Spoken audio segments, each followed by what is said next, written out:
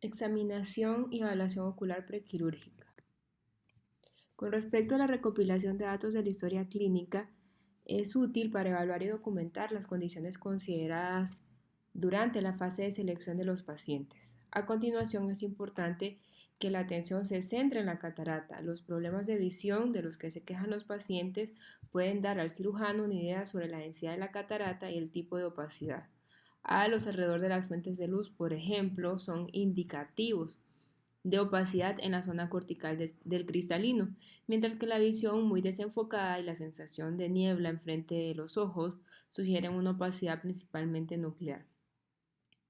Es una buena idea evaluar el momento de aparición también de la catarata y saber si el deterioro de la visión fue lento o gradual o si surgió de repente.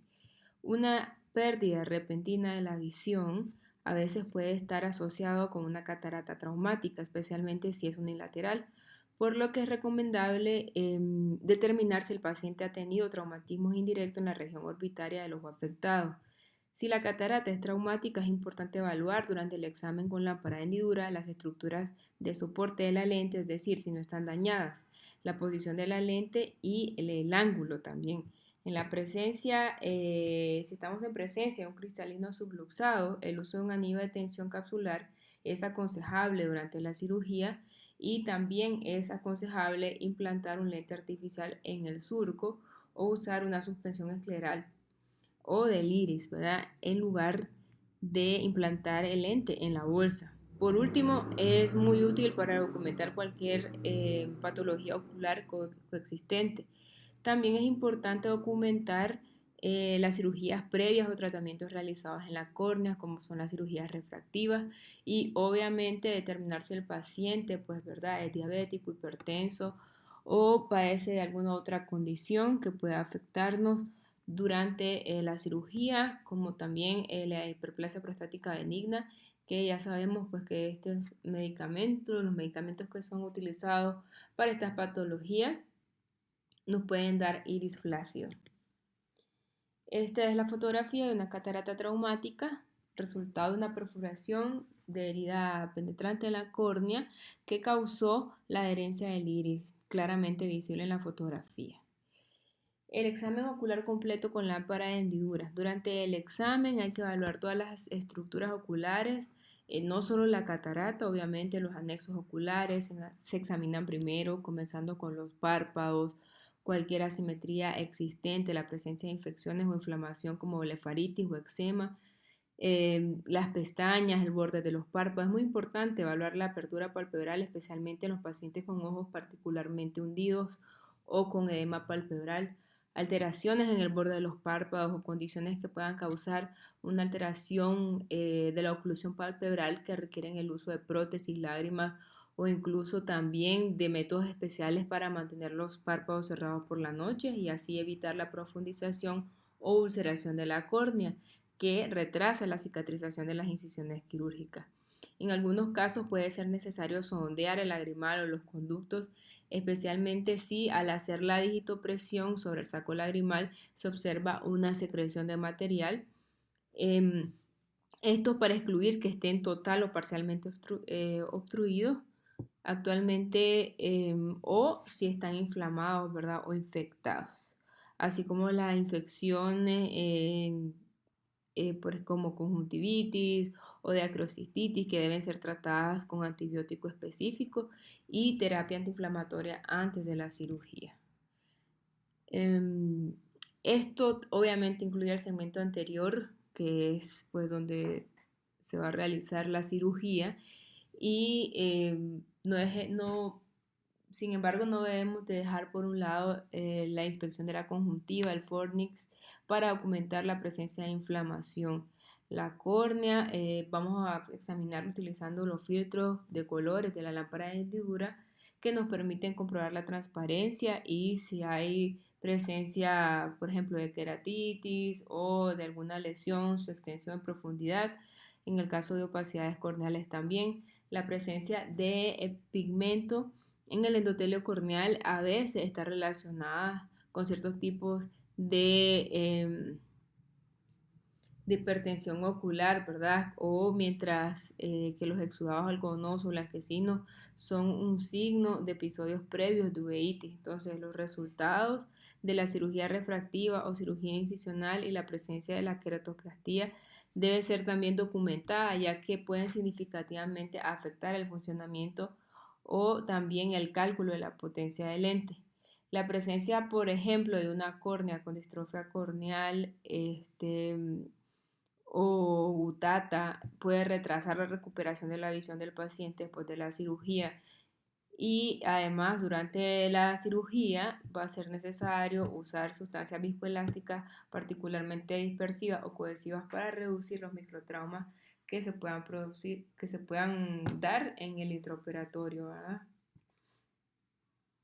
También hay que valorar si hay presencia de celularidad, la forma de la pupila, si hay asimetría, si hay discoria, la consistencia del iris, si tenemos un iris flácido, ¿verdad? Si hay adherencias, todas estas cosas nos pueden hacer dificultosa la cirugía, si hay un iris convexo, esto es en gran parte de los casos, en ojos hipermétropes y que tienen pues una cámara anterior estrecha y también nos pueden sugerir un aumento del apío. También a nivel del iris, ver si no hay neovascularización que nos puede indicar una enfermedad vascular como una obstrucción de rama o de una obstrucción de rama de vena o una retinopatía diabética, ¿verdad? O glaucoma también no vascular. La primera sustancia viscoelástica que se inyecta debe ser adhesivo o dispersivo, es decir, debe ser una sustancia viscoelástica de bajo peso molecular porque se adhiere bien a los tejidos. En este caso, hablando, ¿verdad?, de una cámara anterior que sea poco profunda para protegerlo del daño. La segunda sustancia que debe utilizarse es el viscoelástico cohesivo, que tiene un alto peso molecular y por lo tanto puede aumentar el espacio de las estructuras oculares y mantener el espacio estable durante las maniobras y manipulaciones de los instrumentos quirúrgicos. También es muy importante planificar una técnica quirúrgica en la que no se usa mucho el ultrasonido durante la facoemulsificación y posiblemente considerar una técnica shock of stop and shock. Esto hablando de córneas, ¿verdad?, que sean frágiles, como si estamos con un paciente que tenga una distrofia corneal, ¿verdad? Por ejemplo, eh, si la cámara, por ejemplo, es demasiado poco profunda, entonces la inserción de la punta del faco o de la pieza de mano puede ser difícil. Otro problema es que los instrumentos quirúrgicos pueden tocar accidentalmente los tejidos oculares y dañarlos.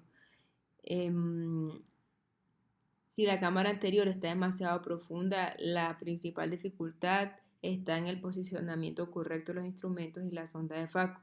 La sonda debe estar sostenida verticalmente para fragmentar el núcleo de la lente, lo que significa que hay tensión en el túnel y fluctuaciones repentinas en la cámara causada por la posible y rápida pérdida de la capacidad de sellado. Aquí vemos en la primera imagen una cámara poco profunda en una paciente hipermétrope, que es lo esperado.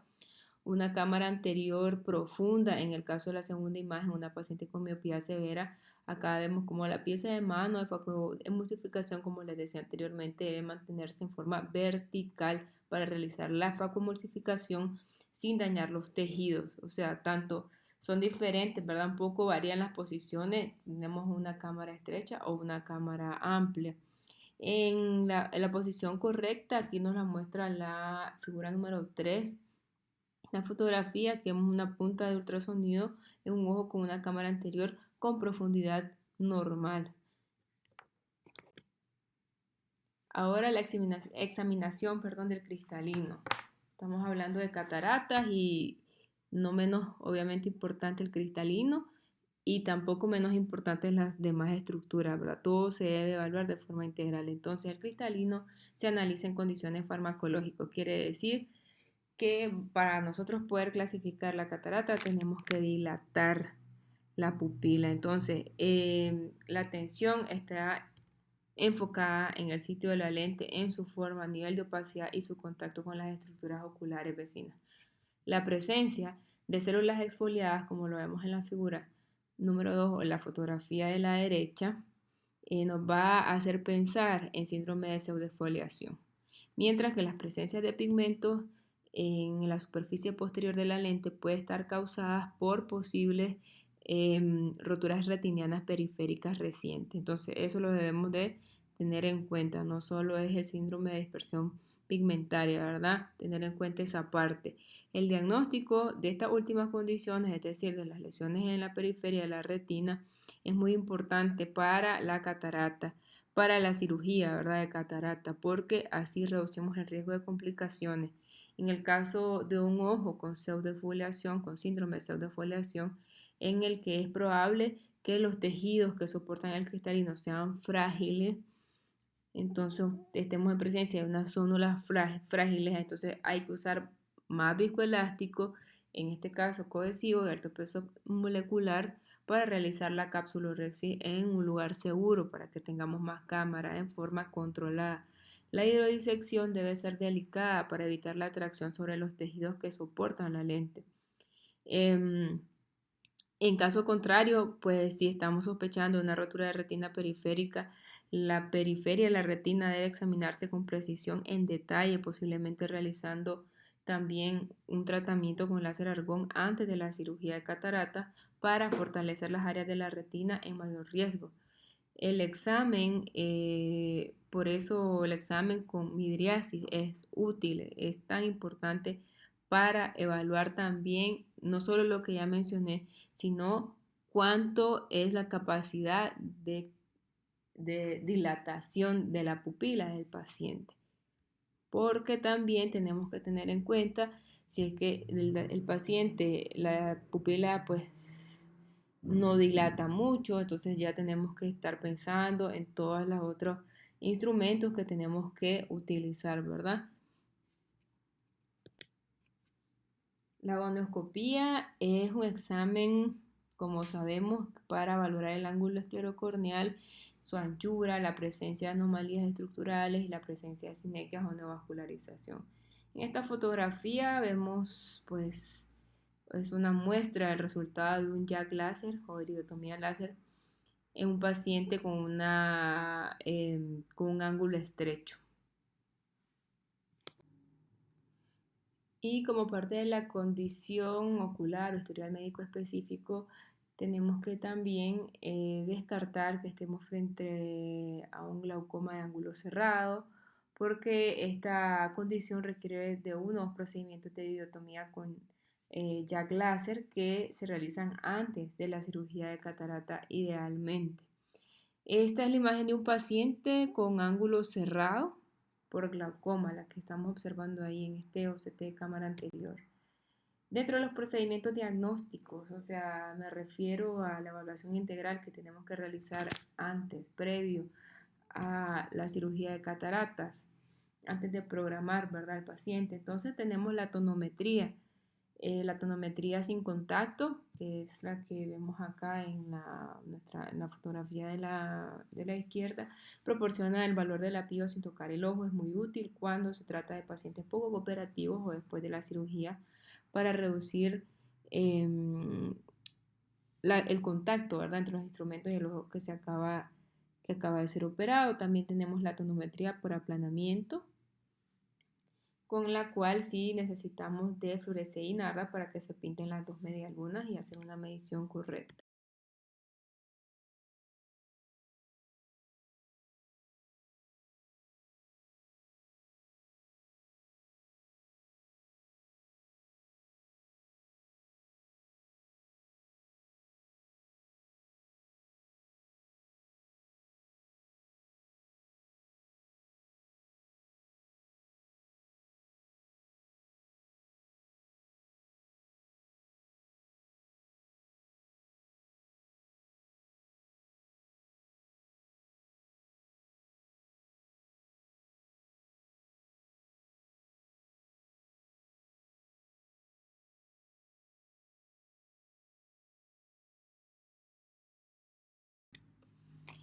La condición del endotelio es muy importante, el conteo celular antes de ir a una cirugía de catarata. Tenemos un ejemplo del endotelio normal y a la izquierda y a la derecha tenemos un endotelio patológico. Vemos cómo se pueden ver claramente estas gutas, esas regiones más oscuras, ¿verdad? Entonces, no es que no se puedan operar este tipo de pacientes, pero obviamente al estar frente a una córnea más frágil, tenemos que ser mucho más cuidadosos con el ultrasonido, ¿verdad? Este es el ejemplo de una copia impresa de un examen con un pupilómetro dinámico. El comportamiento de la pupila en fotópica y condiciones mesópicas y el tiempo de ajuste a la luz y la oscuridad son datos muy importantes a tener en cuenta a la hora de elegir una lente multifocal artificial. El OCT de cámara anterior, este procedimiento requiere unos minutos y no afecta al paciente a quien se le va a pedir que mire hacia la fuente de luz. Hay diferentes patrones de adquisición que dependen de la región a examinar y la condición, ¿verdad? Por ejemplo, hay patrones para estudiar el ángulo en pacientes con glaucoma. El IOL Master 500, que es el gold estándar, el que tiene menor sesgo, digamos, ¿verdad? Se pide al paciente que mire una luz y el instrumento adquiere la longitud del ojo, perdón, la dimensión del blanco a blanco y la keratometría. Y luego se realiza el cálculo para el lente intraocular. También está la biometría por ultrasonido, la técnica de inmersión, que acá pues el contacto con el ojo puede dificultar un poco el examen en pacientes que no nos cooperan. La angiografía, que es para obtener más información sobre el paciente, sobre todo si sospechamos de una patología retiniana. El OCT macular, que pues es un método diagnóstico rápido, no invasivo y muy importante que nos va también a ayudar a dar un menor pronóstico al paciente. Y eso era todo en este capítulo.